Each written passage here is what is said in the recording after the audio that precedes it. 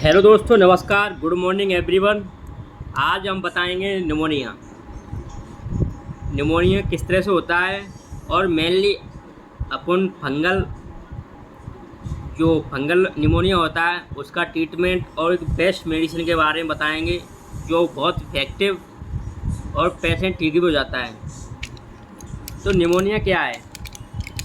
जब अपने लंग्स के अंदर पानी भर जाना या पस फॉर्मेशन हो जाना या लंग्स के अंदर पानी जब खाते वक्त चला जाता है ज़्यादा, तो इससे क्या है, अपने लंग्स में इन्फेक्शन बन जाता है। तो लंग्स में पानी बनने के बाद या किसी कारणवश उसमें लंग्स में कुछ जाता है इन्फेक्शन या कोई बैक्टीरिया वायरस वहाँ पे इसमें लंग्स में अपने इंटर कर जाता है, तो पस का फॉर्मेशन होने के कारण या पानी बनने के कारण अपने लंग्स या सांस लेने में दिक्कत आती है। तो लंग्स के अंदर किसी प्रकार इन्फेक्शन होना इज आल्सो कॉल्ड निमोनिया। तो अब निमोनिया 3 प्रकार के होते हैं। एक तो जो बैक्टीरिया से होने वाला निमोनिया, एक वायरस से होने वाला निमोनिया, एक है फंगल। तो फंगल के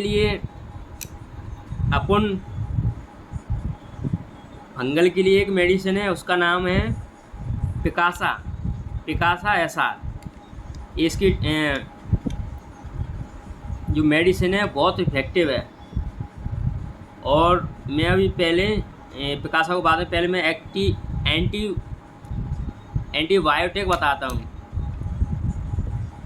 जो बैक्टीरिया से होने वाली जो निमोनिया है उसके लिए अपन एंटीबायोटिक यूज करेंगे। एंटीबायोटिक कौन सी? एमोक्सिक्लोव 625 mg और लीवोफ्लेक्सन यूज कर सकते हैं और एजिथ्रोमाइसिन। और नेक्स्ट अपना वायरल की अभी मुझे लीरोलेंजा, वायरल की टैबलेट है लिलेंजा। और इसकी फंगल के लिए एक मेडिसिन है पिकासा। ये है जो मेडिसिन फंगल इन्फेक्शन की पिकासा मेडिसिन है, पिकासा जिया।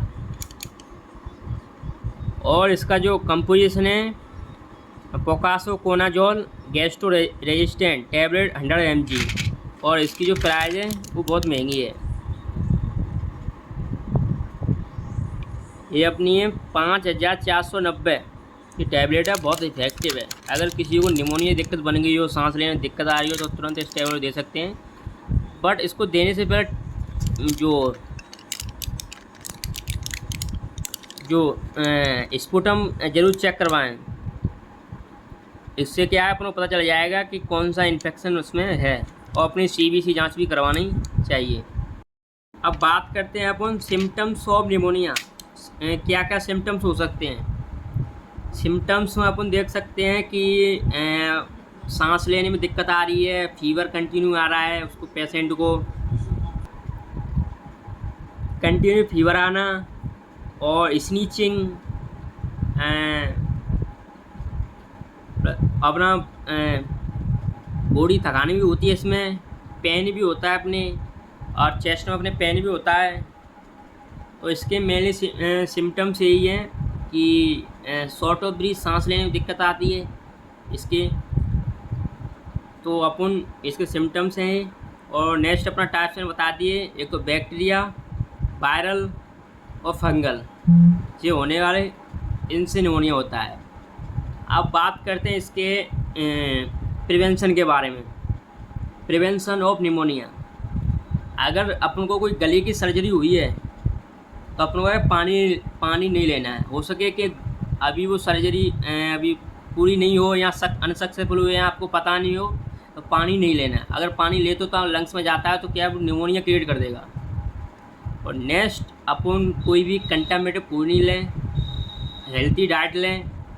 और जहाँ पे भी आप रहते हैं इन्वायरमेंट में, वहाँ पे बिल्कुल प्योर ऑक्सीजन होनी चाहिए। ज़्यादा मतलब गंदगी वाला इलाका नहीं होनी चाहिए, प्रदूषित बोलते हैं वो वाला, धुआं धक्कड़ वाला इलाके में थोड़ा सा। मेनली अपने घर पे जहाँ पे तुम रहते हो वहाँ पे थोड़ा सा ऑक्सीजन इम्प्रूव होनी चाहिए, यानी क्लीनिंग अच्छी सी होनी चाहिए। और नेक्स्ट है अपना इसका जो प्रिवेंशन है वो वैक्सीनेशन इम्यूनाइजेशन करवा सकती है ये निमोनिया के लिए। और हेल्थी डाइट और कंटिन्यू एक्सरसाइज अगर आप करना चाहते हो तो रोज़ाना योगासन करो। अगर कोई पेशेंट है तो एक स्पायरोमीटर आता है, spirometer is also called health exercise of lungs. मैं उसका दिखाता हूँ अभी एक सेकंड में। तो ये है वो स्पायरोमीटर, लिखा है ऊपर रेस्पायरेटरी मीटर, रेस्पायरेटरी एक्सरसाइज। इसको अंदर से खोल के दिखाते हैं कैसा। ये कुछ इस तरह का होता है, इसमें जो ट्यूब है ये वाली, और ये इसका वो है स्पायरोमीटर का। इसमें इस साइड से लगा लेते हैं और प्लस इसको उल्टा करके इसको एक्सरसाइज करते हैं। एक बार मैं बताता हूँ, देखना इसमें।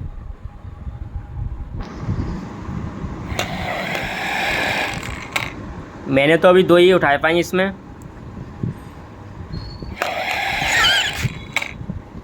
तो ये होता है अपना स्पायरोमीटर, जो मेनली इसका इस तरह से डिज़ाइन है। और लंग्स इस पर कुछ लिखा है 6000 पर सेकंड, और इसका 9000 और 12000 पर सेकंड इस पर लिखा है। 6000 9000 ये।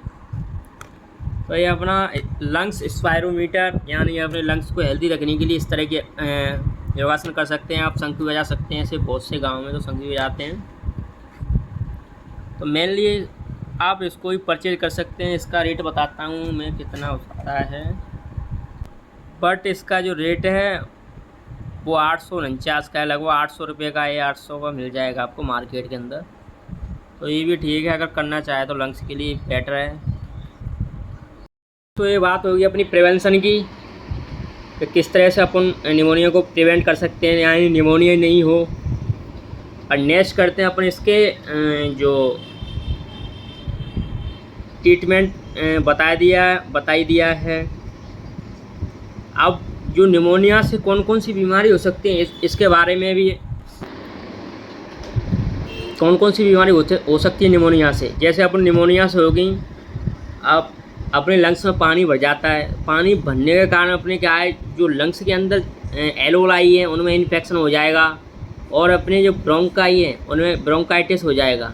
इससे क्या है, सांस लेने में बहुत ज़्यादा तकलीफ आएगी, दिक्कत आ जाएगी। तो क्या है, निमोनिया और कंडीशन में बदल जाएगा, ब्रोंकाइटिस, इन्फेक्शन ऑफ ब्रोंकाई। इससे क्या अपने शरीर में जो ऑक्सीजन की वो है नीड है, ऑक्सीजन नीड है, वो नहीं हो पाएगी। तो क्या अपनी सेल भी काम करने नहीं लगेंगी। इसलिए अपनों को बहुत घबराहट आएगी, ब्रीथिंग और डिफ़िकल्टी बहुत बुरा लगेगा। तो मेनली इस पेशेंट को क्या सावधानी बरतनी चाहिए कि कौन कौन सी इसके पास में अगर निमोनिया है या ऐसा कुछ अस्थमा जैसी प्रॉब्लम है या लंग्स से कोई भी रिलेटेड दिक्कत है, तो अपने को क्या क्या मेनली इंस्ट्रूमेंट अपने पास में होने चाहिए। तो मेनली एक तो मैंने बताया दिया कि स्पायरोमीटर तो होना ही होना चाहिए, ये मैंने बता ही दिया है। और नेक्स्ट अपना एक तो पल्स ऑक्सीमीटर, जो अपनी ऑक्सीजन को क्या मेंटेन करता है, वो आपके पास में होना ज़रूरी है। जो अपने शरीर की ऑक्सीजन को क्या है मेंटेन बताएगा, कितनी ऑक्सीजन, कितना लेवल कम है, ज़्यादा है, ETC। और उसमें पल्स भी बताता है, ऑक्सीजन भी बताता है ऑक्सीमीटर में। नेक्स्ट अपन बात करेंगे ऑक्सीजन की। अगर पेशेंट को निमोनिया जैसी दिक्कत है, अस्थमा जैसी दिक्कत है, तो उसके पास में ऑक्सीजन सिलेंडर होना चाहिए। अगर नहीं है तो थोड़ा परचेज करके यहाँ बाहर रेंट वगैरह मिल जाता है। तो मेनली ये इंस्ट्रूमेंट होनी चाहिए। और मेनली एक ख़ास बात है कि डॉक्टर का नंबर आपके पास में होना चाहिए, जिससे आप अगर कोई दिक्कत होने तो आप तुरंत कांटेक्ट कर सकते हैं। और नेक्स्ट अपन एक न्यूबलाइजर आता है।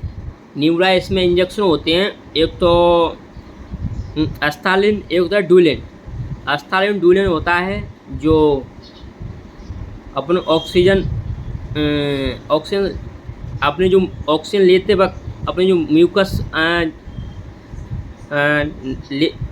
जो लेयर के अंदर जम जाता है, अपन इसके यहाँ लंग्स में अंदर म्यूकस जम जाता है, तो उसको क्या थोड़ा हल्का करता है वो। यानी ख़त्म करने का काम करता है वो। तो इसलिए आप और सांस लेने में दिक्कत भी नहीं आती है। इसलिए अपन डुलेन एंड एस्टालिन इंजेक्शन साथ में लेने से अपन ब्रीथिंग ऑफ डिफ़िकल्टी को थोड़ा कम कर सकते हैं। तो मेनली अस्थमा के लिए डुलेन और एस्टालिन इंजेक्शन देते हैं। तो ये आपके पास में इक्विपमेंट होनी चाहिए।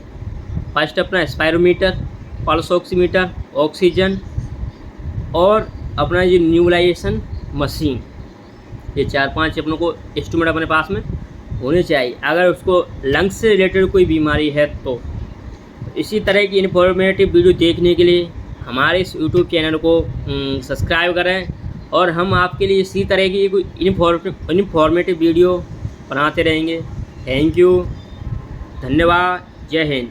मैं एक चीज़ और बताना चाहता हूँ, आज का 15 अगस्त है, तो मेरी तरफ से 15 अगस्त यानी 78वें स्वतंत्रता दिवस की आप सभी को तहे दिल से शुभकामनाएँ। थैंक यू, धन्यवाद दोस्तों।